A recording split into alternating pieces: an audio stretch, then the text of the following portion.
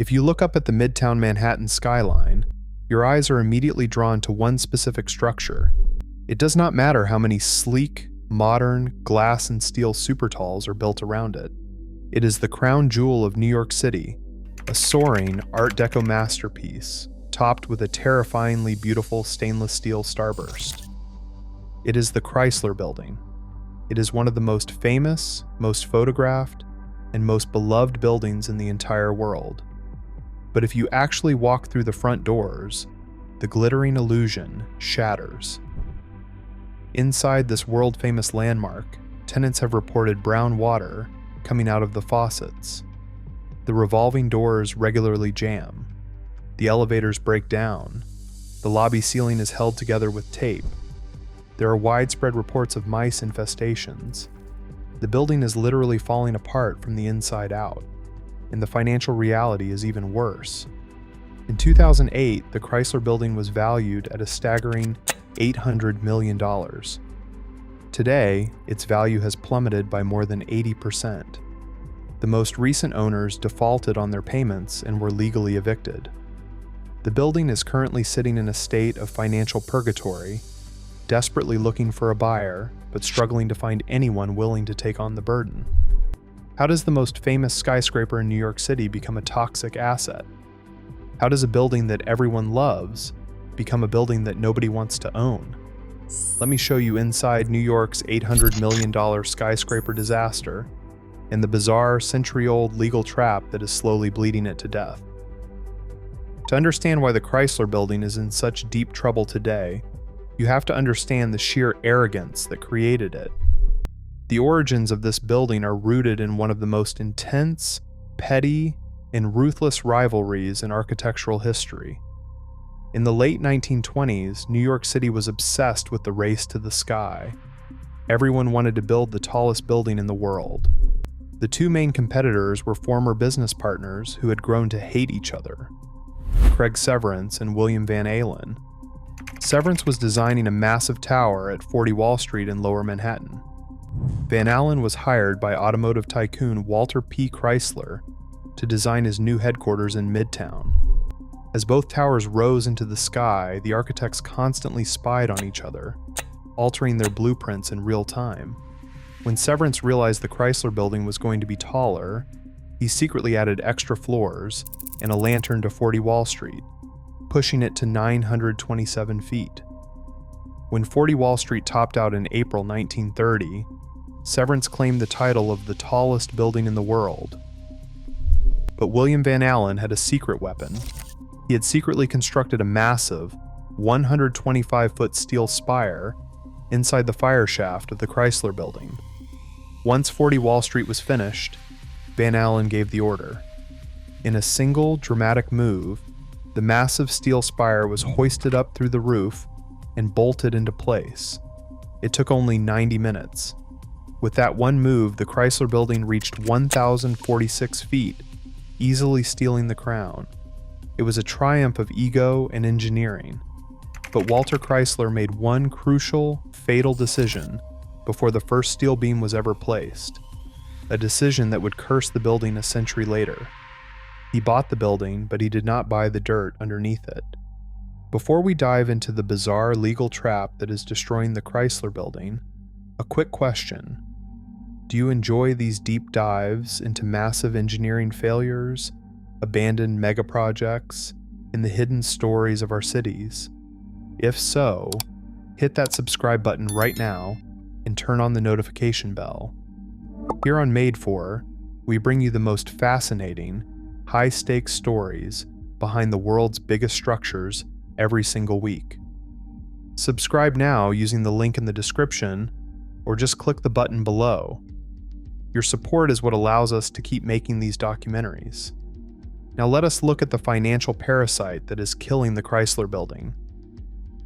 In New York City real estate, there is a concept known as a ground lease. It means the person who owns the skyscraper does not actually own the land it sits on. They have to pay rent to the landowner. In the case of the Chrysler Building, the land is owned by Cooper Union for the Advancement of Science and Art, a private college in the East Village. In 1902, decades before the Chrysler Building was built. Cooper Union bought this parcel of land as an endowment asset.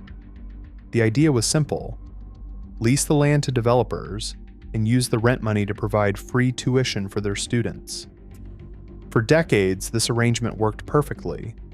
The owners of the Chrysler Building made millions of dollars renting out premium office space, and they paid a very reasonable ground rent to Cooper Union. But in 2018, a financial time bomb detonated. The terms of the ground lease required periodic resets to match the current market value of the land. That year, the annual rent for the land under the Chrysler Building skyrocketed from $7.75 million to an astonishing $32.5 million a year. It quadrupled overnight. Suddenly, the math of owning the Chrysler Building completely collapsed. To make a profit, the owners needed the building to be fully leased to high-paying premium tenants. Nobody wanted to rent an office in the Chrysler Building anymore. The building is almost a century old.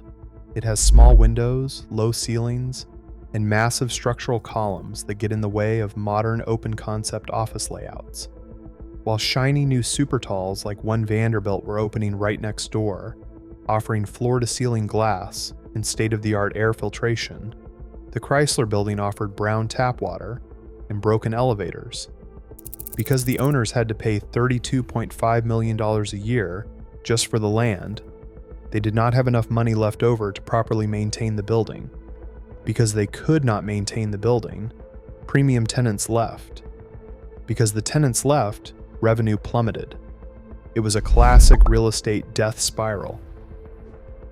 In 2019, the Abu Dhabi investment fund that owned the building decided to cut their losses. They had purchased the building in 2008 for $800 million. They sold it to a real estate firm called RFR for just $150 million. It was a catastrophic $650 million loss. But even at that massive discount, RFR could not make the math work. The COVID-19 pandemic hollowed out the Manhattan office market. The vacancy rate in the Chrysler Building climbed to 14%, and $32.5 million in annual ground rent was still due to Cooper Union every year. By 2024, the situation reached a breaking point. RFR stopped paying the ground rent. They fell $21 million behind. In September 2024, a judge ruled that Cooper Union had the right to evict RFR and take control of the building.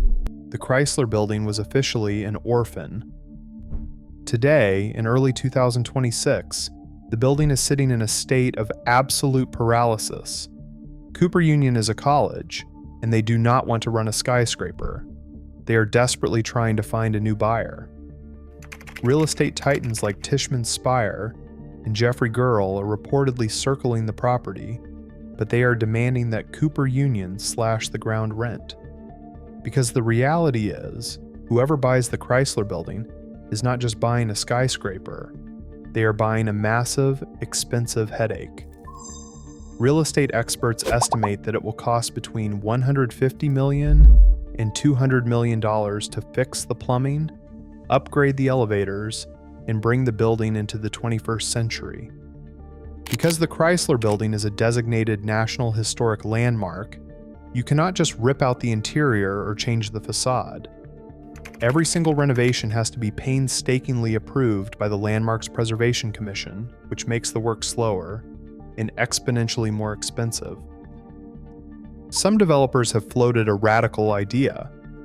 What if they stop trying to rent it out as office space and convert the Chrysler Building into luxury apartments? It sounds like a dream. Imagine owning a penthouse inside the iconic steel crown. But the logistics of a residential conversion are a nightmare. You would have to drill massive new plumbing columns through 77 floors of concrete and steel just to install bathrooms and kitchens. You would have to completely redesign the floor plates to ensure every apartment gets natural light. And even if a developer manages to pull off a residential conversion, they still face the ultimate hurdle: the ground lease. Buying a condo in a building that does not own its land is incredibly risky because the ground rent is scheduled to go up again. In 2028, the rent will jump to $41 million a year.